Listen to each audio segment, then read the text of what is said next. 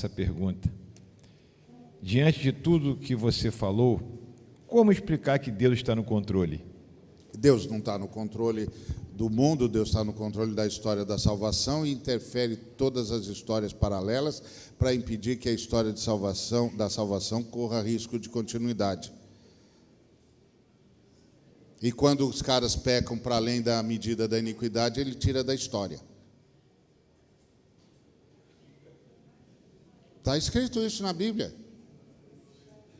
Ele falou para Abraão: seu povo vai ser escravo durante 400 anos. Por que 400 e não 350 e não 250?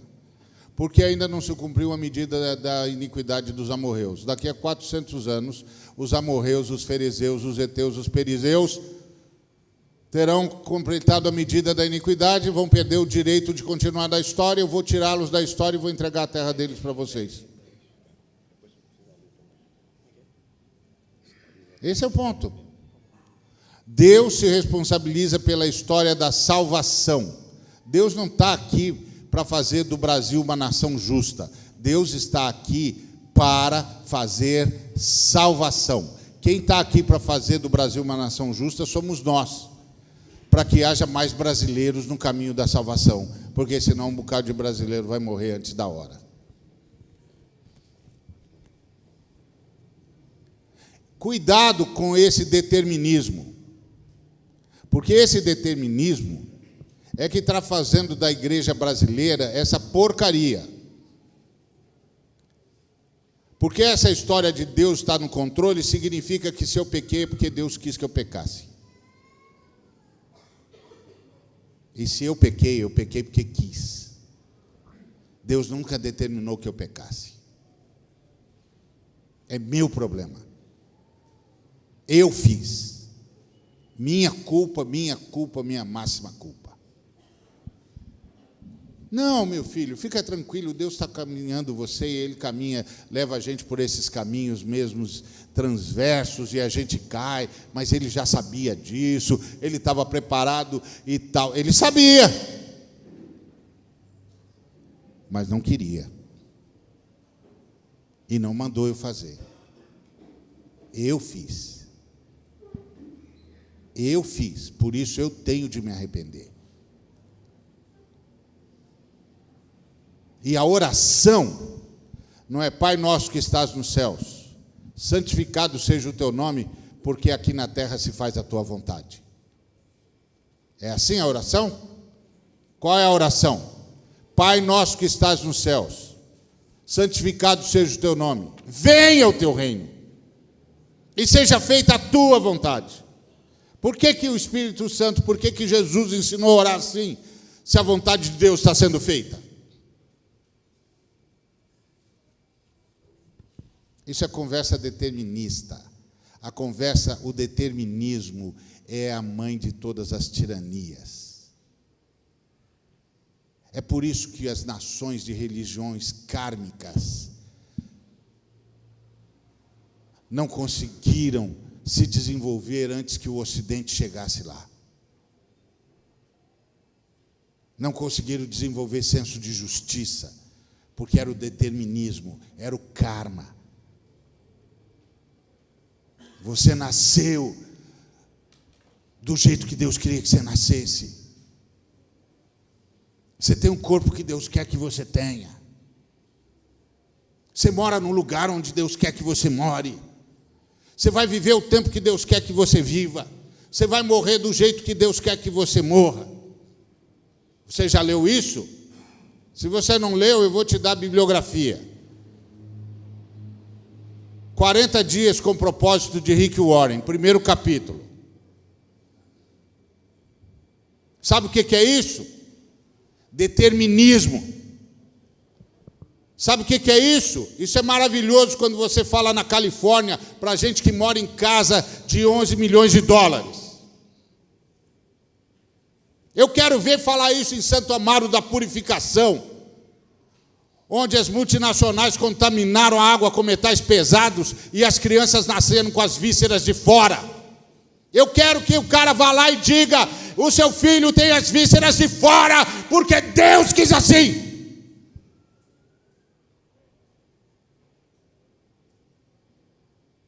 É fácil pregar para esses almofadinhas milionários que vivem nababescamente e tudo que precisam é saber que Jesus me abençoa assim. Vem comigo, cara. Vem comigo para a miséria. Vem comigo para as crianças brincando em esgoto aberto. Fala para eles. Fala para eles que eles estão tomando água com aquelas coisas fecais. Porque Deus quer. Fala para eles que foi Deus que determinou.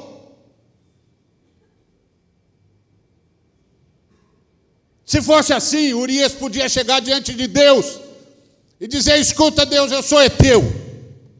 Eu abri mão dos deuses heteus, eu reconheci que só o Senhor era Deus. Eu me submeti à circuncisão. Eu passei a ser um homem íntegro como um judeu tem de ser. Eu lutei por Davi até a minha mão colar na espada, no cabo da espada. Esse homem não respeitou meu casamento, estuprou a minha mulher, me matou.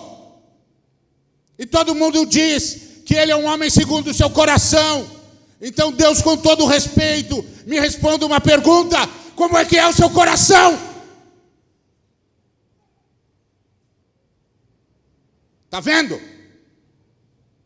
Falar idiotice para milionário é fácil. Cuidado com o determinismo. Cuidado com o determinismo. Está vendo? E é para isso que está indo a igreja. Os liberais acabando com a Bíblia e os ultracalvinistas acabando com a fé. E eu sou calvinista, por isso que eu falo. Não ia falar dos arminianos, porque eu não sou arminiano, eu sou calvinista. Mas determinismo não é um ensino da fé reformada.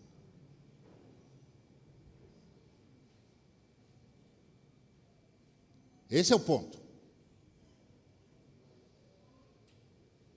Deus interfere na história todas as vezes que tem de interferir. A Bíblia diz que se você tomar a ceia indignamente, você morre antes do tempo. A Bíblia diz que quem vive da espada morre pela espada, que os perversos viverão metade dos seus dias, que os que temem o Senhor vivem mais tempo, que quem honra o pai e a mãe prolonga os dias na terra. Que determinismo que tem aqui?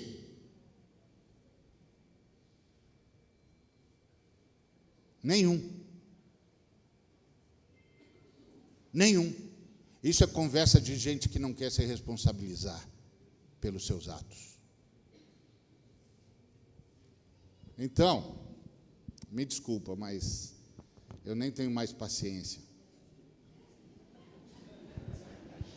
Eu nem tenho mais paciência de ver essa gente destruindo a igreja e transformando Deus no pai do pecado.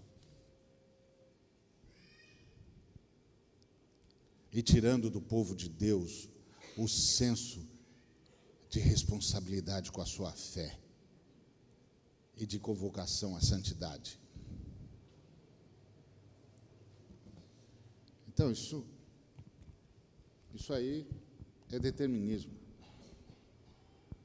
Determinismo é coisa do Islão e das religiões kármicas. Nós somos cristãos. Se não avisaram a gente, então estou avisando. Nós somos cristãos. Nós seremos julgados. E só gente moralmente responsável pode ser julgada. E gente moralmente responsável é gente que decide.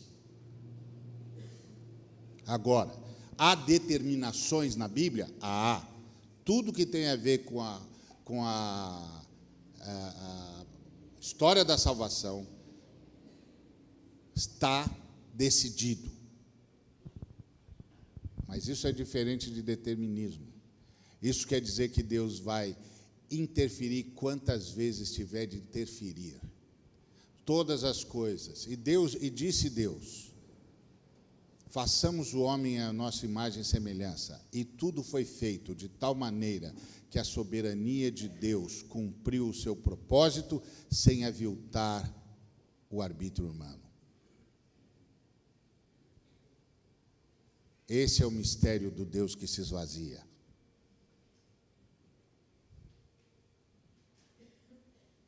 Porque Deus abraçou a morte antes de criar a vida. Porque a Bíblia diz que o sangue do Cordeiro é conhecido com efeito desde antes da fundação do mundo. 1 de Pedro, capítulo 1, do versículo 18 ao versículo 20.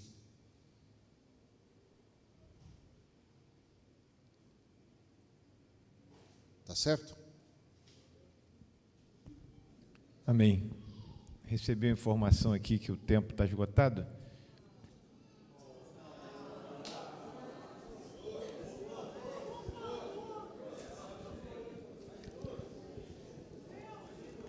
Tem uma pergunta aqui, interessante. Zaqueu estava em cima da árvore, e Jesus desce daí depressa, que hoje me convém ficar na tua casa, e depois Zaqueu restitui, né? Se converte. E aí aqui está a pergunta: qual é a mensagem que converte Zaqueu?